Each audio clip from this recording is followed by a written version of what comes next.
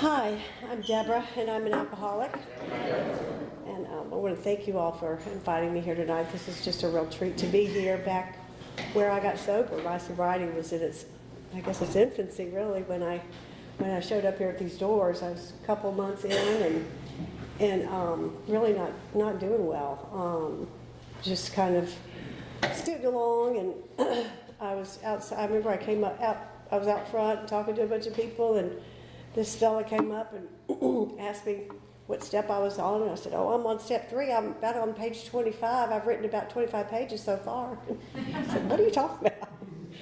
And he said, "Where are you in the big book?" And I said, "Well, I haven't opened the big book yet." So he said, "Well, let's see if we can't help you get going here." So so that's how it all started, and I'm thankful that I was here that night and he was here, and that I'm here tonight only for that reason. I have some really, really fond memories of this place. It's great to be back here. I've been gone right at 3 years. And I miss you guys. You're just, if it hadn't been for this fellowship and for you people, I would not, life would be really different. Anyway, let me just get a little housekeeping out of the way. So my sobriety date is May 6th of 2017. I told Steve I'd try to be honest about that and not lie. Got that right. And my home, I live in Raleigh now. My home group is the Fairview group, and we meet at the Ridge Road Baptist Church now on Ridge Road. We meet on Monday and Thursday nights. It's a great group. We have a discussion, a newcomer meeting on Monday nights, and then we have we read out of the big book of the 12 steps. We study that on Thursday nights, and then the last Thursday of every month we have a speaker. But I've really enjoyed that group. They've got a lot of great females in there that I've gotten close to, and it's really meant a lot for my sobriety, for my program, and for my life. They've really just wrapped their arms around me as well, which is what we do in AA. We take care of each other when we show up. So so I guess I'm gonna just get started in the old story here. I am the third child. I have 3 brothers, 2 older brothers, 1 younger brother. Mother and father, my dad was in the service, in the Air Force. Very loving parents, and they had a great marriage by all accounts, and life was good. They did, they had cocktails most every night, but I never saw anybody drunk when I was growing up. It was always very civilized. Alcohol was presented to me in my life as just fun. But nobody was ever, there wasn't anything ever ugly or bad about it. I think that was, it was just surprised me that, when it happened to me. But then I have learned too that there was a lot of alcoholism in both my parents' families. I know my mother's father was a horrible alcoholic, died of alcoholism. My younger brother is an alcoholic. He's in AA, and he was in for 15 years. He went out and he got sober again about the same time I did. So we had kind of pretty close to the same 7 years together. So that's been nice for us. I have a nephew who's in AA, or he was. He's had some physical issues and not able to be involved any longer. But so there's been a lot of alcoholism around me. When I look back on who I was early on, when I first got sober, my brain was so wet and soggy. I could hardly remember anything. But it's been nice being able to kind of shine a light in all those dark corners as as the years have passed, and sort of see who I was when I was growing up. And I think what I discovered that I was even, restless and irritable and discontent as a child. I always wanted more of something, more, whether it was, I was always a little chunky as a kid, so maybe I wanted more food, or, it was always more. I always felt a void. And when I did find alcohol, I was about 12 years old when I first got into my mother's liquor cabinet and took a big swig, and I really liked the way it tasted. I loved the way it felt going down. I loved the way I felt. It happened to be at about 7:30 in the morning, so I couldn't, just needed to go on to school that morning, and which I did, but I came back to it soon after that. I was always very self-conscious, didn't have a lot of self-confidence, and a lot of it had to do with I had some trauma. My father died when I was 10, was killed when I was 10. He was in Vietnam, so my mother was left at a very young age with 4 kids and just really couldn't deal with her life that well, deal with us, and so we were all kind of left on our own. My grandmother moved in, but she was, I think she was probably 80 at that point, so, wasn't a lot of help. But anyway, so my point, so I developed a lot of friends, both in school and in my neighborhood, a lot of good girlfriends, and I was always so popular, whatever, but it was always false. There was nothing real about me and about what I was saying or doing. I just wanted you to see the outside of me. I was afraid for you to see, what was going on inside. There was a lot of hurt, a lot of anger, a lot of trauma because of my father. And when Dad was killed, when that happened, and I had to say this because I was really angry with God at that point. I really just could not understand why God would not bring my father back to us like I had prayed for so many nights. While he was gone, I was too young to realize the danger, but so I became really angry. So I just didn't believe that God would want anything to do with me, and kind of just lived my life like that from then on. Until I got married and had children, and then that was a different story. But so through high school, I continued just this, it was just fake. I was kind of using people, using my girlfriends, using my the boyfriends. I couldn't make a decision about who I wanted to go out with on Friday night, so I'd make 3 dates, and and then watch them fight outside in the street, over who was going to. But I was, I was like, okay, just let's see. It was awful. It was a horrible way to be. But I couldn't decide if I wanted Mike or Joe or Jim to go out with to the movie on Friday night. I just didn't know. So I just didn't decide. I don't know, just kind of the way it was.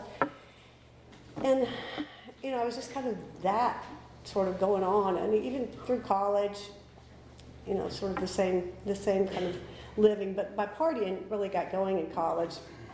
I started drinking a lot more on the weekends, and just really having a good time. I could see the alcohol kind of picking up. As I look back on my life now, I could kind of see that. But I guess I had all the isms. I knew that there was something wrong with me inside. I wasn't drinking alcoholically at that point, but I knew that something wasn't right.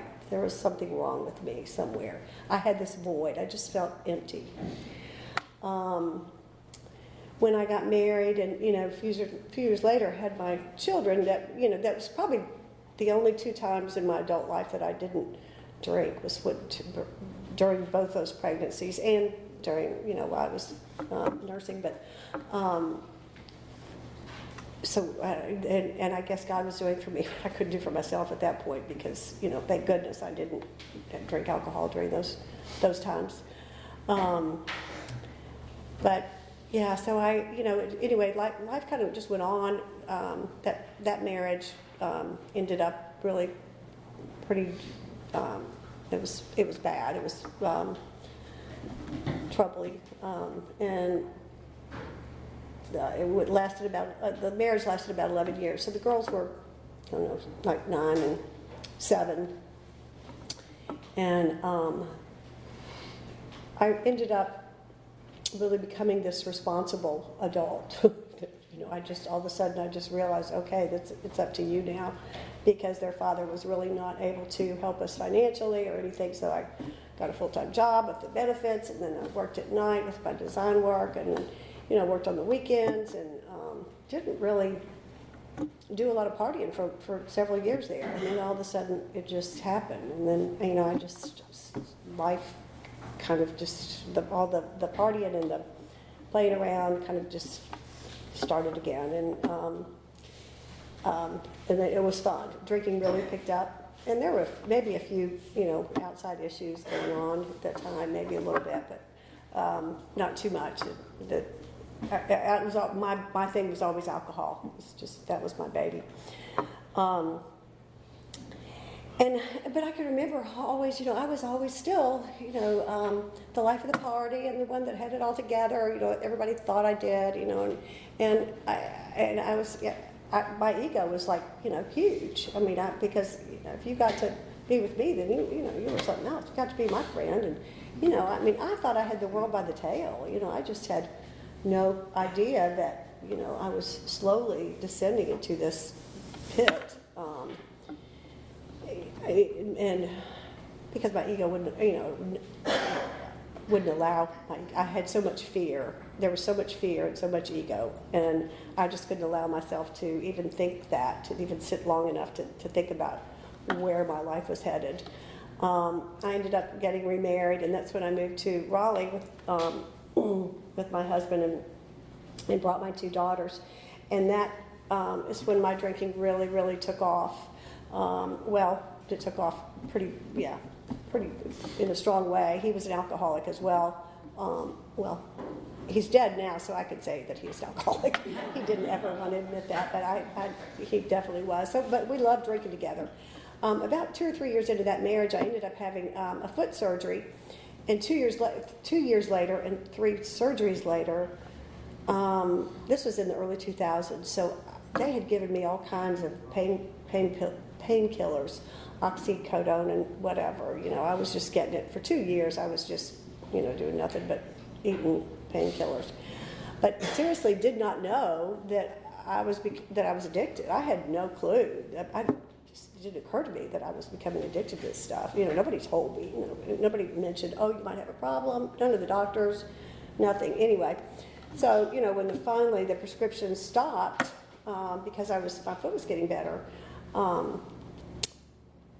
I ended up finding a friend who had, who kind of knew somebody that had some pills, and that went on for a little while until he got busted and sent to prison. And I knew that I didn't want to go out and work on the street and try to find drugs or try to find oxycontin painkillers.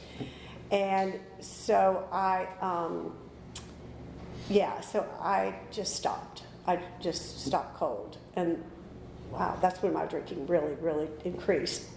Little did I know that I was going to go through what I went through with stopping, just cold. And during that time, my marriage was, again, this was in serious trouble. I was acting out in ways that that never ever occurred to me that I would ever think, doing things that I never imagined that I would do. Hanging around with people that, were no good for me, no good for anyone around me, just that wanted nothing from me but, what money and, drugs, whatever. It was just a really, really horrible situation. In fact, one night, I'm out in the middle of the night, at 3 a.m., and here, I'm married, I have a husband at home asleep, and I am driving home, and I get pulled over, I get a DUI. In my mind, this is how delusional I was. In my mind, I thought it was okay to go home and, I didn't go home because I was put in jail, but to tell my husband that I had to go to the grocery, that, that I was out going to the grocery in the middle of the night, and expected him to believe that. And I thought it sounded perfectly reasonable, really I did. And it didn't occur to me that everybody else was just looking at me like, what are you talking about? No. So I lost my license for 6 months, and two of my brothers got involved in thinking, they realized that I had a problem and wanted to come and do an intervention, and told my husband about all this, and he ended up telling me about it, which ruined the whole idea of the intervention because I stopped it, so there was no intervention that was ever done. And I think my husband was just concerned that he was going to lose his drinking buddy. It was just all about him. So, you know how we are. So anyway, that never happened, and so things just kept on going and getting worse and worse. And I don't want to get into just the horrors of all that, but didn't get any more DUIs. I wasn't put in jail anymore, but that really did scare me. And so that's when I tried some controlled drink. I tried to stop. I tried some controlled drinking at that point, and that just didn't work. So I thought, okay, fine. I'm going to divorce this guy, and I'm moving to Fort Lauderdale. So I moved, Fort Liquordale is what we call it. And so I did, and I did some design work down there for about 3 years, and just drank it up, and just kept right on, just going for it. Finally, my family suggested that I might want to go into rehab, and I said, sure, anything just to keep them kind of off my backs. And so I did go to a facility down there at West Palm, but it was just a big waste of time, money, effort, and anybody's age. I wasn't ready. I still had a lot of drinking in me. It just was a waste of time. So the minute I came out, my then boyfriend picked me up, and we went to lunch, and I had a glass of wine, and that was it. I was off to the races. So. Yeah. So, yeah, then, when I thought, after a couple of years of Fort Liquordale, I thought, well, geographical change will be good. I'll move closer back to my children who are in Raleigh, and they're starting to get married and have babies and all this, so I'll move to Southern Pines, Pinehurst, I knew a lot about it because my husband and I used to come here a lot and play golf, and so I thought, this is perfect, great.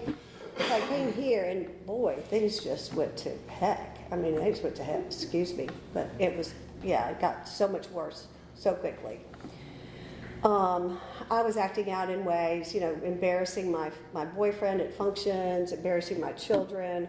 The last thing that I did, my daughter had this big function in Charlotte. She's an attorney, and she had a big function in Charlotte that she had invited my boyfriend and I to, and so we drove from here to Charlotte. Go spend the night and do this big thing that night, and I was drinking all day long, and I don't remember even going to the function. Don't remember at all. All I remember, the next thing I remember is waking up the next morning and knowing that, oh gosh, I've done something horrible. And of course, nobody would speak to me. It was just one of those things. It was really, really bad. Luckily they got me out before I made too big of a fool of myself, but I was ushered out by my boyfriend and my family. So after that, I thought, okay, so I'm going to really work on this, and I'm going to, I know that I could probably work on controlling my drinking if I planned something in advance. So I planned this big birthday celebration for me. Of course, it's all about me, right? I planned this big birthday celebration here, so all my family would come. I was invited like 20 people to come to my birthday. It's in May.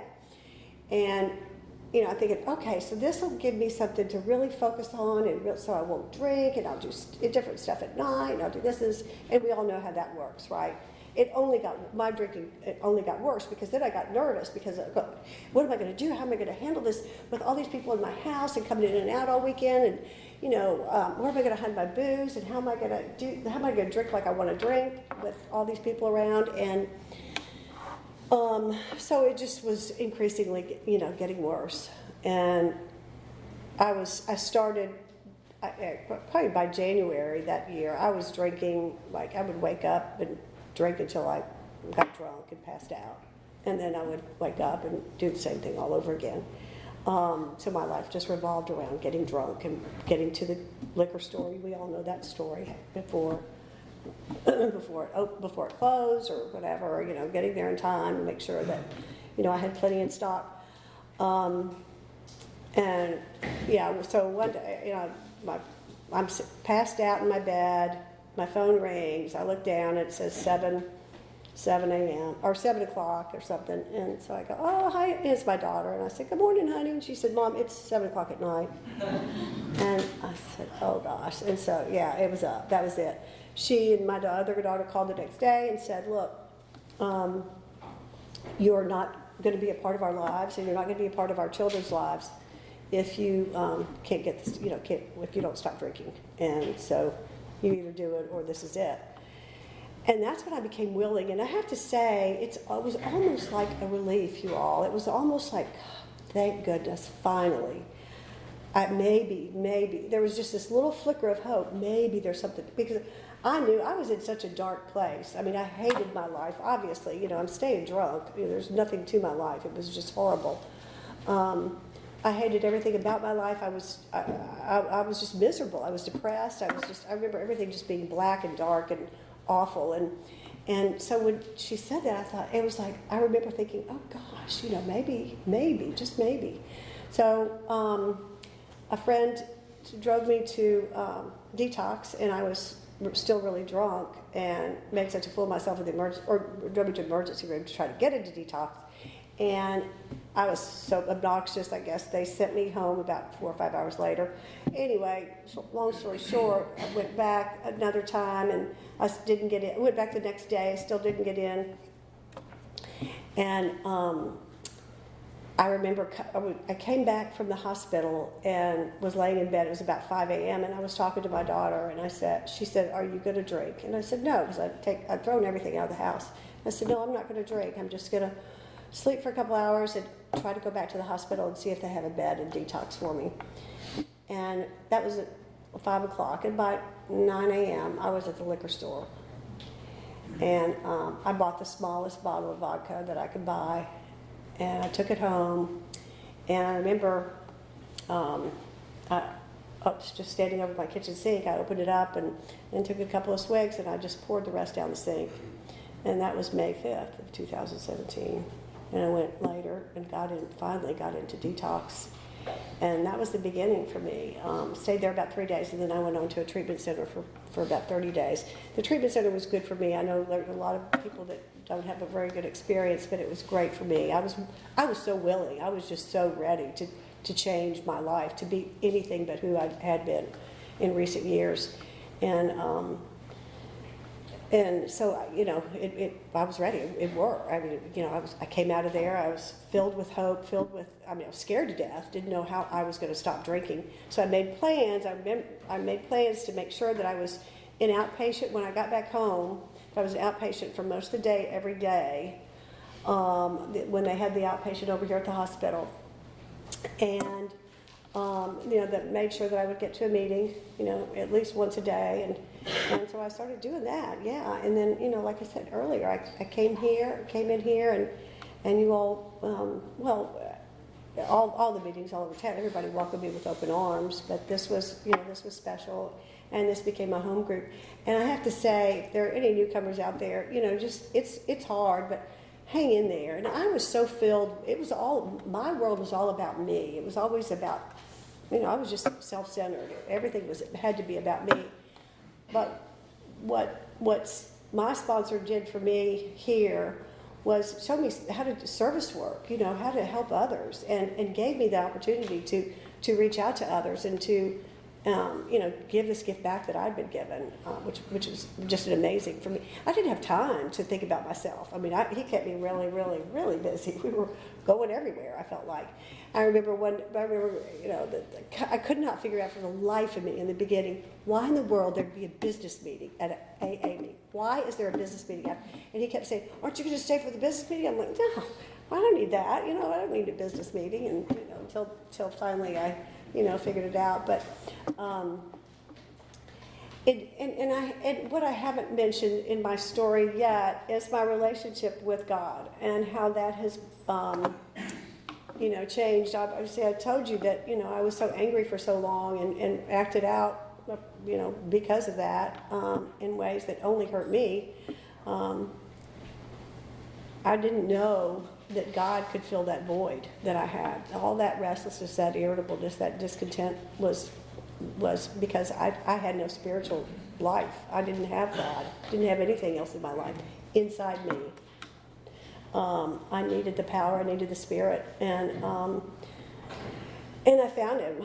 I had it's certainly been a spiritual awakening, and it continues to be. I know that last word in how it works is about, and God could have would if He were sought. And I think about that a lot because I like to think that I'm that I'm seeking, because I want more. I still want more, but I want more spiritual life. I want more time with my higher power. I want more His presence in my life, and I want to remember my higher power more during the day. So, I feel like it's not about just being sought, but about continuing to seek and continuing to change to grow in that personal life. Anyway, so I forgot where I was. I came in here and started doing a lot of service work, and it just meant the world to me. I remember the first detox meeting that I went to at the hospital. It was a detox meeting, yeah. And coming out of there, and how I felt. I just felt like, oh my gosh, maybe, just maybe, I have helped somebody with this horrible story. I mean, I had so much guilt and so much remorse about my past, but maybe that all that guilt and all that shame could be used for somebody else, and that's what our literature tells us. And so it urged me on to just continue, just to keep helping others and to keep trying to reach out to do service work. Today I'm treasurer at my home group. Once again, I was treasurer here for a couple of years, and amazingly, that I'm treasurer again, but that's been really fun. I